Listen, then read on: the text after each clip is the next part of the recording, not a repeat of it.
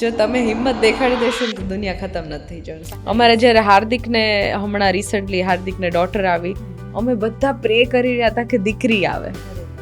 હવે આ મારા ઘરનું વાતાવરણ છે એટલે દૂધ પીતી કરવું ને આ બધી વસ્તુ એક રીતે સ્ત્રીઓને ક્યાંક ને ક્યાંક દબાવવાની જ વાતો છે. આપણે ભલે ગાયકીની વાત કરી છે, વાતાવરણ સંગીતનું છે, બધું જ બરાબર.